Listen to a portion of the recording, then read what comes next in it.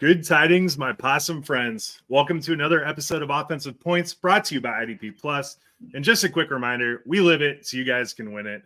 Josh, Billy, and I welcome a very special guest to the show today. Andy Behrens is in the house today to help us with our year in review of the 2023 fantasy football season.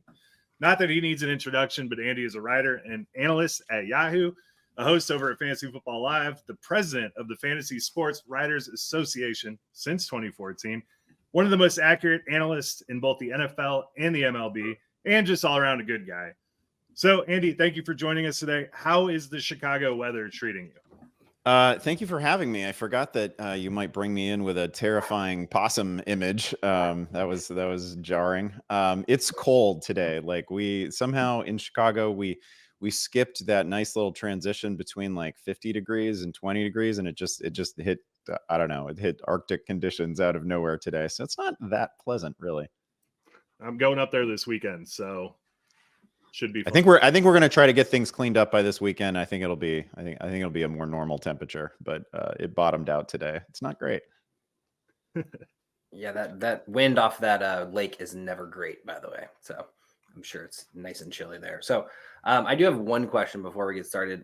Who, and you don't, and Andy, you can say no, you don't have to give this information out if you don't want to, but whose face is going to be on your shirt at the next Fantasy Football Expo? Oh, come on. That is privileged information, although I have the image already saved. It'll it is 10 months early, so could change. You'll be pleased to know that I've already I've got some early sketches. I've got some early ideas on the shirt. I know the image that I want to use. It's a little bit complicated, but I'm pretty excited about it. Yeah. The fact that you're already ready for that is great. But I can't like reveal the name this early. That's, not in keeping with tradition. I personally thought do you have like multiple candidates? Maybe do you have like 4 or 5 people, or you just last year I was packing multiple shirts. I had a Pat Daugherty and I had a Brad Evans. I think I'm going all in on one analyst this year. Wow, that's awesome! I can't wait to see that. Okay, well, what we're doing today, we figured, every show is going to do a silly end of the year recap. So we just decided to do it the biggest way we knew possible. And that's bringing in a guest, and Andy Behrens, to kind of help us decide between our guesses for 3 questions that we have to recap the season. So those 3 questions are the biggest, or the most valuable player of fantasy, the biggest bust, and the biggest surprise. So we will start with the fantasy MVP. I think we're all just going to kind of give who we think it's going to be. So, Josh, if you want to kick us off there and give the player that you think is the fantasy MVP for this season. Yeah, I'll say who I think, and then we'll all go through it, and then Andy will tell us who actually is the fantasy MVP. So we'll see who is actually right here. But yes. I have to go with Tyreek Hill. The man's put up double-digit points in every single game this year, and honestly, was looking as if he was going to break the single season receiving yard record. Technically, he still could, but it's a little bit less likely at this point after his ankle injury kept him sidelined week 15. So, but honestly, regardless of this, his current pace he's on pace to have the best fantasy year he's ever had. And hopefully he can return week 16 for those and win some championships. He more than likely got these people to the championship. So he's clearly my fantasy MVP, and I personally think he should be considered as really in the NFL accolades as well. But they don't really do that as much, unfortunately. Yeah, he got us right to the door on the playoffs, and then pulled a Houdini X. So, well, shout out to Tyreek though for like if you're gonna miss one game in a season, make it like the bye week in the fantasy playoffs, right? So like a lot of us who have Tyreek, we're not really burned. Like this is how the bye is supposed to work. So this actually happened to me, I think 5 years ago now. Todd Gurley did the exact same thing. He missed week 15 of the playoffs. I was in my first round matchup. I was the 3 seed. And I'll never forget it. I will never forget it. If I ever meet Todd Gurley, I will tell him the story of what happened that week. But, yeah, Tyreek did the same thing. Yeah, I was all on Tyreek. That was my bold take at the beginning of the year, was the 2,000 receiving yards. He's going to get it. I was on him all, and then he just did me wrong in the first round of our playoffs. First round, I haven't had a bye in that league, by the way. So I actually had Tyreek in a Yahoo league where I was planning on drafting Nick Chubb at 6 because that's where he was, because Andy wouldn't let him. And someone grabbed Chubb at 5 and someone grabbed Garrett Wilson at 3 and somehow Hill slipped to 6. And I was like, well, yeah, that works for me. So, I mean, it's actually been a really helpful thing for me. And honestly, I already had my Nick Chubb share. So glad that didn't happen because I don't know if I'd be in the playoffs at this point. Man, Nick Chubb was going to be one of the right answers, and he was going to be a candidate for this conversation today. That's shout out to Nick Chubb. So great. All right, Joe, go ahead. All right. So Christian McCaffrey is my MVP nomination. He is your number 1 fantasy scorer in 2023, leading the number 2 running back scorer by almost 100 points. He helped managers out in week 15 with a 42-point performance in the playoffs. He also leads all rushing by almost 300 yards and leads all other running backs in receiving, tied with Raheem Mostert with 20 total touchdowns. I mean, his 57 receptions give him a major boost in a PPR environment. McCaffrey is the only running back taken in the top 20 that has over 200 points in a PPR. And FYI, he has 353 on this season. Yeah, it's hard to argue against a literal like top 10 receiver and top 10 running back. I mean, it's hard to argue against that. Yeah, especially not a lot of those running backs actually panned out in the first round. So CMC and that 40-point performance in the playoffs is really, I'd give him almost like fantasy MVP just for that, especially if he goes back to back and hits another 40 in the second round of the playoffs. It is actually the problem with having this conversation as we enter week 16, right? Like your actual fantasy MVP is going to have to like write that story in the most important weeks of the season. So like we're kind of talking about the most valuable person who got us to this point, right? But like somebody's going to throw down 5 touchdowns over the next 2 weeks, and we're not even going to remember, what got us there. Don't wait till we get to the bus situation, because that's exactly what happened to me. Literally, the person I picked for the bus ended up having one of the MVP performances of the season, unfortunately for me. But I'm going to still make a case. All right. My selection for MVP is actually going to be CeeDee Lamb from the Dallas Cowboys. He's the number 2 wide receiver on the season. I would argue that most people probably got him in the second round because of a weird fade that was going on prior to the drafts in August. He has not seen under 9 targets since the bye week, and he has only put in 30-point performances, 25-point performances, just going in and out. Week 15, he puts up 15 points, which, although that's not going to probably win you a week, it's definitely not going to lose you a week. So I think he's been a solid player this entire season, and it's good to see that the Cowboys are finally treating him as the Devontae Adams-esque player that he could have been all along. It is a beautiful thing. Dak finally trusts him, and that's what we've been waiting for. Jerry Jones will actually let him be thrown to, or two. I don't know who's actually in charge of the Cowboys organization. It is actually the best thing that they've done is just center their best player in the offense, right? Like it shouldn't be that hard. It shouldn't have taken them that long to get here, but he is their best and most versatile offensive weapon, and they are finally putting him like front and center in that offense, and it is really good to see. You're all wrong, by the way. Like you came up with the list that is like, these are the sort of honorable mentions who also get invited to the Heisman ceremony, but okay, I love that. Who's your MVP? For us? We're not talking about my MVP. We're talking about the MVP. We're talking about the correct answer to this question. It's Raheem Mostert, I'm afraid. So we have this little gimmick at Yahoo, and this I'm not basing the entire argument on this, but a lot of it is on this. We have this little gimmick at Yahoo. It's in the research tools in your league. You go there and it just says MVPs, right? Like we keep track of the players that appear on the highest percentage of rosters among the top 500 public league teams. Raheem Mostert is on 58% of those teams. And it's been like all year, it's been like 60+%, or at least for like the last month or so. It is relative to draft position. This is not something we see every year, right? This is a guy taken outside on almost, I don't know. I was kicking around, like I was looking at ADPs on other platforms today too. Like nobody nailed him, right? Like he went outside the top 120 everywhere, literally everywhere in the run up to draft seasons. So the important thing here is that like everybody had a shot at him, right? Like if you're in a draft instead of an auction, there were like 3 people in your league who had a shot at Christian McCaffrey, and there were like 6 people who had a shot at Tyreek Hill. Like not, it's unfair, but not everybody had a shot at him. Everybody passed on Raheem Mostert like 10 times. And so Mostert is this guy, like you can't have, unless you pulled off a swindle of a trade, you can't pair Tyreek Hill with Christian McCaffrey, but like the actual best fantasy teams out there, the teams that are like going to win these large contests, the teams that whoever is going to win Fishbowl, stuff like that, they paired Raheem Mostert with either McCaffrey or Tyreek Hill, and that is the definitive right answer in fantasy in 2023, at least to this point.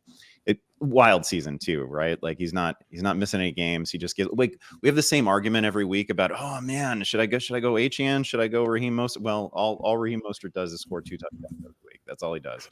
An almost perfect season. Not the same receiving volume, obviously, of McCaffrey, and he's not that level of player, but the week in and week out consistency from this guy when it was totally unexpected is just it's wild to me. It's a rare season. Well, they kind of threw us off the scent going after, quote unquote, Dalvin Cook. So that's why I think everyone in the fantasy community was kind of like, well, they can't be that high on him, right? Because they're after, Dalvin Cook in free agency. They brought in Achane in the draft. So like there's no way, right? And I mean, we were all wrong, clearly. Yeah, he's like you go ahead. I'm sorry. I was just going to say, we all passed on him 10 times easily. We were like, no, don't want him. 31. I mean, like, yeah, he just checks all the boxes for like, why would this happen? Right. Yeah. No, it's pretty crazy, but he's really been the sort of skeleton key that is gonna unlock like big time winnings for a lot of people, right? Like I can't imagine there's any other way to win one of these like giant sprawling contests than to have paired Raheem Mostert with like either McCaffrey or Tyreek or, some combination. I have 0 shares of Mostert, so I have no idea what that's like. I do too. Last year he burned me because as soon as Jeff Wilson came back last year, it was just, Mostert maybe got you 6-7 points. He might score a touchdown. So this year I was completely off of him, and that was completely wrong. Totally healthy all year. Wild, right? More than half of his career touchdowns have been scored this season for like a 31-year-old player. It's just crazy. Yeah. Wild. For whatever reason. True. All right, let's get on to question 2, and that is, who is the biggest fantasy bust? I will go first because my case is going to be a lot harder to make now. And my pick was T. Higgins. So prior to this week, if you had T. Higgins on your team, the thing is, though, you're probably out of the playoffs if you had T. Higgins. So that probably was all for naught. You're probably winning your toilet bowl league or whatever that trophy is for. But prior to that, T. Higgins really didn't do much for your fantasy team. And when Joe Burrow went down, it just got that much worse. So my argument was that you took him high. You probably took him in the 3rd round, I would guess. Some people probably reached even higher if they really believed in the Bengals. And you got burned. And I think that for that reason, he is my biggest bust, just because you had really high expectations and they didn't really come through. Yeah, it was really had a great week too. Yeah. Week 2 and week 15. That's what you paid for. Yep. He also like this is a problem that I don't happen to have, but like I avoided T. Higgins mostly for the wrong reasons, right? I just thought he was at the top of a big tier, and so he would go, as you say, he would go like in the 3rd round, and I generally liked the receivers that I could get a round and a half later just as much as T. Higgins, because he's actually kind of like, prior to this year, he's had the same season over and over. Like, I don't know. Like, people think that there's like this secret upside to T. Higgins, which I think next to Jamar Chase, there's really not, right? Like, we know what he's going to be. And then you layer the injuries in there this year, and then the problems with Burrow. And there was never any hope. So yeah, I mean, you're right. Like, he's going off in consolation brackets. He'll probably have another big week against Pittsburgh too. But like, who's it helping? Exactly. Yeah, you're not wrong. The 1,000-yard seasons are great, but that's not exactly what you're looking for when you're looking for a wide receiver 1, wide receiver 2 in that range. So just going right into mine. I don't personally think there's a bigger bust than Austin Eckler. I know he missed a few games early in this year, but after he came back, he just didn't have that same spark, and he just looked slow around the corner, around the edges. He just didn't look good. Drafted primarily mid-1st round. He's just one of those guys that isn't Christian McCaffrey and didn't get the return on investment for a 1st-round pick. Actually did have more 20-point performances than I kind of really originally had thought after looking back on it. But I don't know, after going running back 2, running back 1 the last 2 years, and now currently like RB 25, It's just not what anyone had hoped for here, especially for a first round pick. And now he's currently splitting carries with Josh Kelly, and they're finally getting Isaiah Spiller involved, which is super weird timing. So unfortunately, the whole Chargers organization could probably be used as a bust other than Keenan Allen. Yeah. But it's been sad just all around. I feel bad for Chargers fans out there. Getting Staley out of there has to be awesome news for everybody. There's too much talent on this team for them to perform like this. So hopefully next year is the season we get them. I feel like we're gonna, but this is probably pretty well known, but like I feel like as soon as the season ends, we're gonna get a report about Austin Eckler like getting a cleanup surgery. We're gonna get 100%. A report about like, I mean, this is not him, right? And we've seen him since coming back from the high ankle sprain, like limping on the sidelines. We've seen him limping off the field. Like he's clearly not 100%. He gets breakaways, and like the next gen numbers are like, I don't know, they're like punter numbers, right? They're just not great. He even in the big game he had against Denver, he had 100 total yards a couple of weeks ago. Wasn't credited with a missed tackle, right? He's just not making people miss, not doing a lot after contact. And I really think this is a case where I like to give guys a lot of credit for playing through injury, but then when they do it, fantasy managers get really mad because they're not, I always think back to the season that Antonio Gibson had a couple of years ago where he literally played through like a hairline fracture in his leg. He's playing with a broken leg, and fantasy managers were so mad because he wasn't delivering at the prior year's rate. And like, man, this stuff's hard. And for sure. if you're in any kind of compromised state, the NFL is a tough place to make a living. Yeah, he has to have been playing through injury. I just feel like the Chargers are just going to like just completely just destroy all of their contracts. I mean, I think Derwin's out of there. I think Khalil Mack's out of there. I think Austin Eckler's out of there. And they're just going to completely clean house. So I'm hoping for dynasty people that he can go to a situation where he can end his career with a better situation than what's going on in LA. Yeah. Be awesome. All right, I guess I'll throw my biggest bust in there. I have Patrick Mahomes as my biggest bust this year because he had an ADP between 14 and 17, depending on your platform. Yahoo intelligently had him ranked at 28, but we all know he always gets picked earlier than that. I have long argued, the industry has long argued, you don't take a quarterback early. But if you happen to pull the trigger on Mahomes, you've been rewarded with a guy that has finished as the top 5 twice and the top 10 5 times this year. He is currently QB6 on the season, but when 50% of the top 10 guys were drafted after the 8th round, it just kills this pick.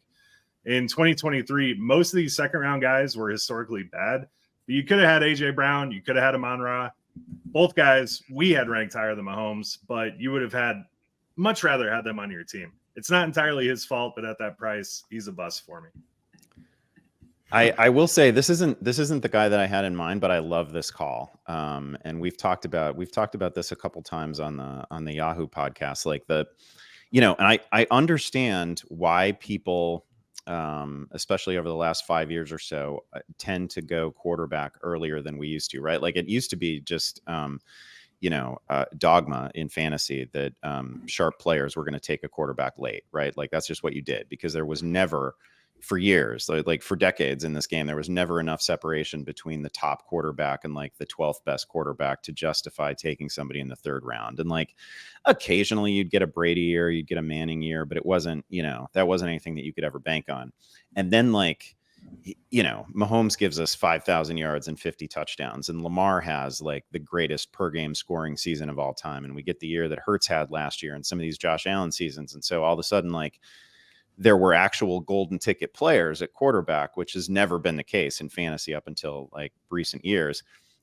And I feel like everybody decided, okay, I got to take a shot with one of those guys in the 2nd round. And, when they're not difference makers and you're taking a quarterback in the 2nd round and replacement value is so high at that spot, it's a bad pick. It is even though Mahomes himself, obviously still great, still one of the best real life quarterbacks, it is a total bust pick.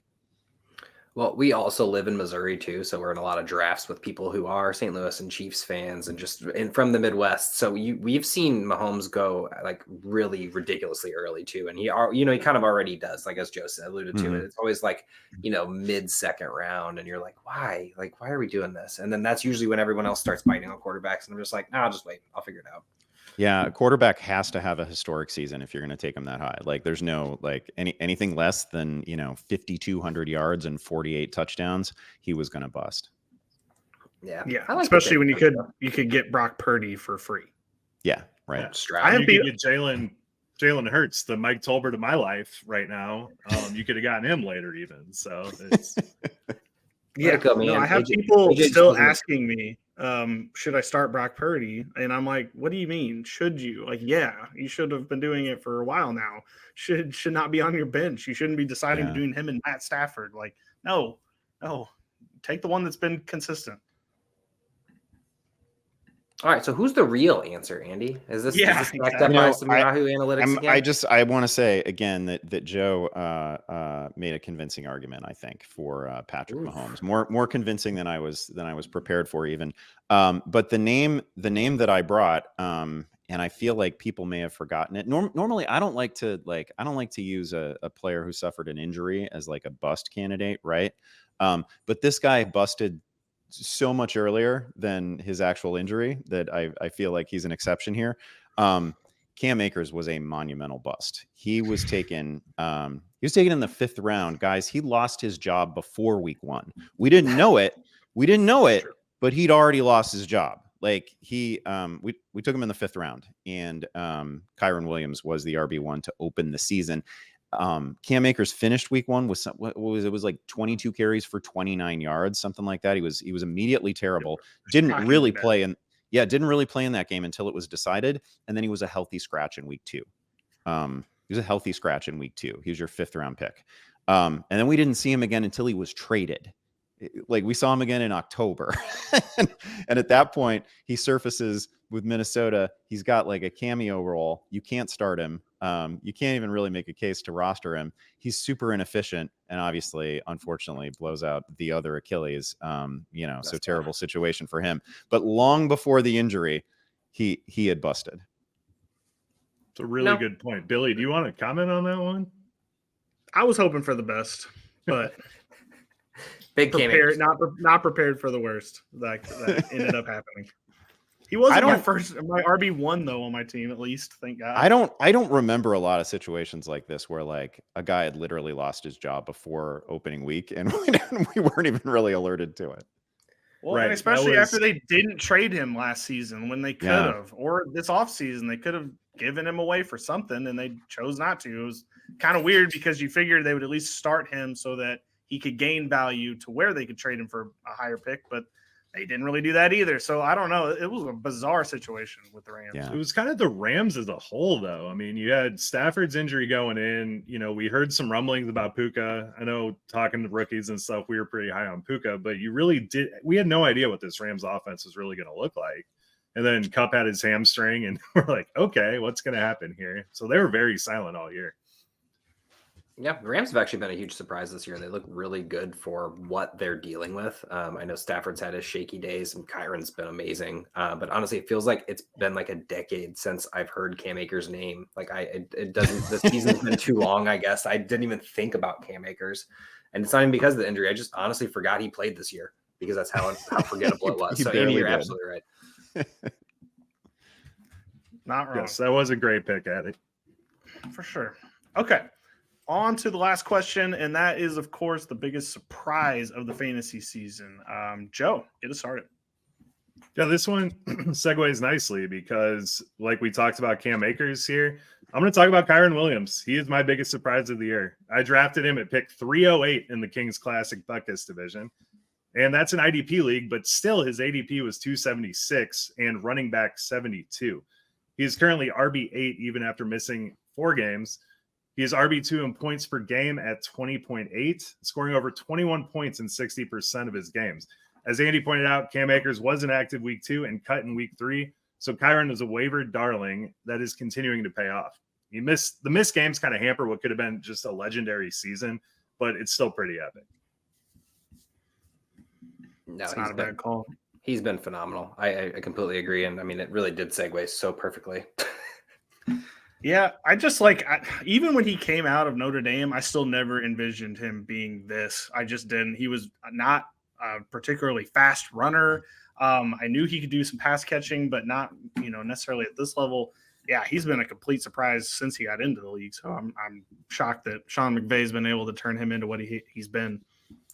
Well, Billy, this is exactly what you thought Akers was going to be. No offense, I'm not trying to throw you under the bus here, but I mean, this is what you thought was going to happen with this team because there was we didn't know what was going to happen with Stafford. We didn't know if Kupp was going to be healthy. So it did seem like this was going to be what Akers would be. And this is what a lot of people thought. And that's why they drafted him, in the third, fourth round.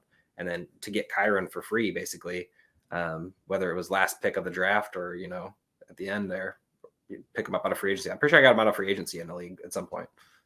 For sure. Probably did. Okay, well, I'll go with mine since I have a Ram as well, and I went with Puka Nacua, rookie wide receiver. Week 2, he had 20 targets in a game. I understand Kupp wasn't there, but we did not know that this was going to happen, that he was going to find that kind of rhythm with Stafford that fast. He's not been under 7 targets the entire season. He has had some kind of low output games, but at the same time, he's been very consistent. He's a top 10 wide receiver thus far. I can't see – nobody saw this guy coming. I got him out of waivers right before the first game because I was just trying to hope maybe I could find Cooper's backup, thinking maybe he would get 5 targets for 40 yards or something, but he completely has blown up the season. And, yeah, this Rams team might be a playoff team because of Puka Nacua over in Kyren Williams and Cooper Kupp. It's kind of wild to watch. Yeah, going from 1 star to 3 has been amazing for the Rams. Well, I guess I'll just go ahead and finish us up here. And, I actually have to thank Andy Behrens for the unintentional recommendation here. Sam Laporta is my biggest surprise. I watched you draft him in the Kings Classic, and I was like, you got him in the 13th round or something like that. And I was like, was it a 14-man league? That's incredible discipline for me because I was usually reaching much earlier for Sam. I was sure that this Sam Laporta thing was going to happen. So I was often reaching much earlier than I wasn't, but I will refuse to draft a tight end before I have filled up 4 running backs, 4 wide receivers, a quarterback, maybe even a backup quarterback sometimes. But I got Laporta in free agency in half of my leagues, or the last 2 picks. Nobody was on him. I had a friend text me the other day who said, I swear that your mom and Sam Laporta's mom must have been friends because how the hell do you even know about this guy? And I was like, I mean, you're not wrong. I've always accredited to you. I was like, I saw you draft him pretty early for a, rookie tight end.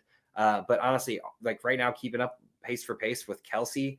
He is, the tight end 1 in some leagues, but really all 3 of them are right there with Kelsey and Laporta and I know the other guy, Hawkinson. They're all just another Iowa guy. They're all 3 just right there. Oh yeah, they didn't quite overlap either. So, but yeah, no, it was just one right after the other, Kittle into Fant and Hawkinson into Laporta. Yeah. Well, to me, they got rid of Hawkinson, the Lions did, and then they go get Laporta. I didn't think it would be, an immediate thing. And this is literally what everyone wanted Kyle Pitts to be, to come in and just break out right away as a rookie tight end. Rookie tight ends don't usually have great years. Dolchich had a little, pop 500, 600 yard season his rookie year. We've seen a couple tight ends come in. I guess Kincaid's having a pretty nice year as well. But that was, kind of after the Knox injury. So, and then Trey McBride's kind of breaking out in his sophomore year. So, tight end scape has gotten a lot better over the years, or just this one year.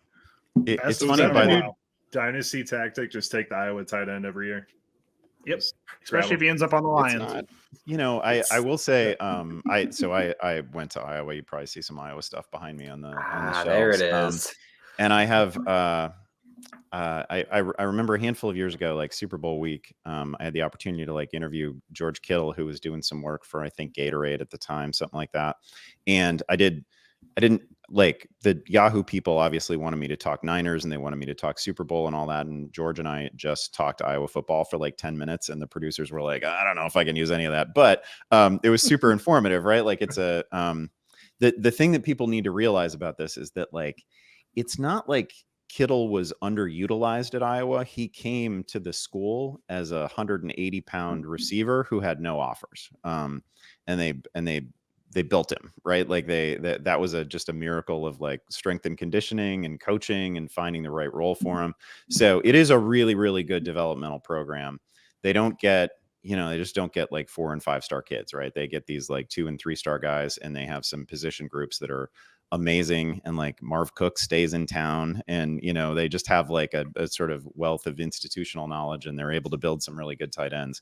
I thought that Sam Laporta was stepping into, I get why people weren't on him. Like, I'm the idiot who watches an Iowa game every weekend. So like I was acutely aware of what Sam Laporta was doing in a terrible offense, right? Like everything was after the catch, everything he did, he earned himself, right? Like that wasn't a product of the offense. And then he was stepping into a situation with the Lions where like there were, the tight end position the year before had scored 12 touchdowns, and none of those guys were gonna have those roles anymore. It was all pretty clearly going to be Laporta. So he was just in a great situation. But by the time we got to like King's Classic and the Expo, it was like a bit for me. Like every time anybody asked me for a bold prediction, I would give them Sam Laporta as a top 3 tight end. Anytime anybody wanted a breakout, I would give them Sam Laporta. So that, it became like I would start to talk about him on a panel at the Expo, and the other people around me would start rolling their eyes because they'd heard me give the spiel before. So yeah, it would have been bad for me if he had not hit. It would have been really ugly, really early. Honestly, now it all makes sense. Didn't know you were an Iowa guy. That makes a whole lot more sense because I saw you draft him from what I saw way too early. I got him super late, and I loved it. Happy to have him, but at the same time, who cares when you draft him as long as he's on your team? Sure. This is the category, by the way, where I feel like you guys really nailed all the stuff here, because I think Laporta is the right answer for much of the fantasy audience. I think they're all pretty surprised that he became, he might finish the season as the tight end 1, and he'll probably go into next year as I don't know, if he's not the first tight end drafted, he's going to be like the second tight end drafted. But what I had as the biggest surprise of the year was I put Puka at the top of the list, but I also would have accepted the Rams generally. And as you guys were talking, I honestly, I think there was a collective failure to just listen to what the Rams were saying, right? Because they've always liked Kyren Williams, and Kyren Williams was going to have a huge role last year. He just got hurt. He got hurt like on the first special team snap of the season, right? He got hurt really early in the year. And it just didn't happen for him. But they've always said nice things about him. They said nice things about Puka constantly during the summer, and it just didn't, it just didn't land with enough people. Now, to Puka's credit, and the reason that I think he's probably the biggest surprise of the season is like he's on pace right now to finish with as many yards in his first professional season as he had in any 2 years combined in college, right? Like this is just not a thing that we see. Like he was really efficient in college. Like all the people who like do a lot of work with like yards per route run and whatnot, like they were telling you, hey, don't sleep on Puka. But nobody had this, nobody had him as a high volume every week receiver. And then the other thing that the Rams were telling us that I feel like not enough of us, I honestly, nobody was listening to, was that Stafford felt pretty good and looked pretty good. And Stafford had a pretty normal summer, and we were all like, even though he was having a pretty normal summer and the beat writers were telling us, yeah, he looks pretty good. We were still all reacting as if his throwing arm was going to fall off at any given moment. Right. And we had to avoid all these guys, and we definitely had to avoid him. And man, week 1, that was young Stafford. That was, he has made some throws this year that are only available to like 8 or 10 quarterbacks in the league right now. He has made like whatever else we think about him at this stage of his career, he's still got an absolute cannon. And he looks, every week there's a throw to Puka that just, I don't know. There's only so many guys that can make them, and he can still do it. He's just throwing darts. He's been good all year. He's got like 4 multi-touchdown games strung together at this point. Like he's Matthew Stafford. It shouldn't be a revelation. He's been in the league forever. And yet, like, I feel like he took everybody by surprise as well. I feel like that's every year with Matthew Stafford, though. Even back in his Lions days with Calvin Johnson, it was like, I guess I'll take Matthew Stafford. He was never, high up on people. He won the Super Bowl. I mean, I don't think a lot of people saw that one coming. We liked the move for him, and now we're right back to it. We were worried about his neck. Is he going to play football again? His arm, and here he is just doing what he always does. I always love how they always write off the veteran quarterbacks every year. I mean, I'm wondering what it looks like in 5 years when Josh Allen and Patrick Mahomes, maybe Mahomes gets a little bit, but even when Brady was still going for the last 5 years, everyone was like, well, he's not going to do it anymore. He's not going to do it anymore. And you know what? Still a top 10 quarterback every year. Kirk Cousins was going to be one of the right answers this year before his injury too, right? Like he was an easy like top 5, top 6 quarterback. He was doing it every week. Yeah, I've had Stafford as my second string quarterback for the last 7 years. I'm pretty sure in every league I have enough room for another quarterback because he's always a top 10 quarterback. I mean, it's wild to me that like we write off the veterans and we go with the young guys and people draft Anthony Richardson as the 6th quarterback off the board or whatever. And I'm like, what are you doing? Let's calm down. It's 2023 and Flacco is elite yet again. So that should be the biggest sign of the apocalypse of the year. But, yep. Okay. That's all we got for the 3 questions we have. Fellas, do you have anything last minute that you want to pitch at Andy Behrens while we have him? You got me off the spot. Let me pull out my contract. Okay, well, I've got one. So I got one. And it's stupid, so I know he might not agree with it, but I want to pitch it anyway.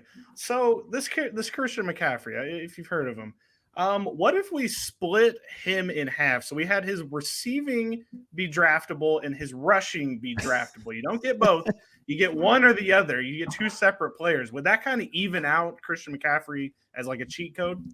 So you want to give him the Ohtani treatment? You want to exactly. Yeah. That's exactly it. Yeah, I don't hate it. We could have, we used to talk about when Lamar Jackson was having his MVP season. Like I don't know. I used to sort of express admiration for him as 2 separate players. Right? We were talking all year about like, okay, if he were just a running back and he never caught a pass, he'd be like the RB9 right now. Oh, and by the way. Right. He's gonna have 30 touchdown passes. Like it's absolutely totally unfair season. So I don't hate it. It's an interesting. It would be a weird sort of gimmicky fantasy style. The problem is as soon as he gets hurt, that takes 2 people out. That's the issue. Is if he gets hurt at any point, that just completely nails 2 teams. Yeah. But it's unfair to have both, really. It kind of is this year it is, but that's like, but fantasy football is so I'm thinking about this now because I'm starting to I create a lot of baseball stuff too. We do a lot of baseball content, and I just went through my baseball ranks. Like fantasy football, like success in fantasy football is just always tied to like one of 3 players every year, right? And I don't know what the percentage is just yet, but the teams that had Christian McCaffrey are going to have made the playoffs at like a 90 or 95% rate. It's going to be the same for Tyreek. It's going to be the same for Mostert. Like there's always like 3 or 4 just absolute dead on right answers in fantasy football, and they drag you to the playoffs. And baseball just doesn't play that way at all. Like baseball is like, there's a million different ways to get there. I was talking earlier about the fantasy MVPs that we have at Yahoo, and like Mostert is like 58% of those teams, and McCaffrey is 50-some% of those teams. Nobody in baseball ever has a percentage like that. The guy at the top is like in the 20s, maybe 30. So it's a very different game. So since you're talking about baseball, I do have a question. Let's go to Ohtani and talk about that contract. How, number 1, are the Dodgers going to be able to pay that at some point? And number 2, he took what, $2 million a year, and then at the end he's owed 680 million. 680. Yeah. Is it gonna be like the guy from the Mets who still gets $1 million paycheck even though he's like 60? Bonilla, yeah, it's going to be like that, except amplified to a ludicrous extent, right? And who knows? Like I don't know. Ownership might change, right? Like somebody else might get stuck with the bill for all this. I imagine that's part of the team's idea. It's kind of he's unfair because he's the rare baseball player that generates so much revenue for your team that it is literally a contract that pays for itself without really having to think about how much success you're going to have. Like that, yeah, I don't know. A lot of people have estimated that it probably pays for itself in like 5 years. Because there's nobody that generates jersey sales, advertiser interest. While he was playing with the Angels, and nobody's necessarily watching. It's not like all of America is captivated by Angels baseball over the last 5 years. but all of those games are broadcast in Japan, and that's not happening for any other baseball team in MLB.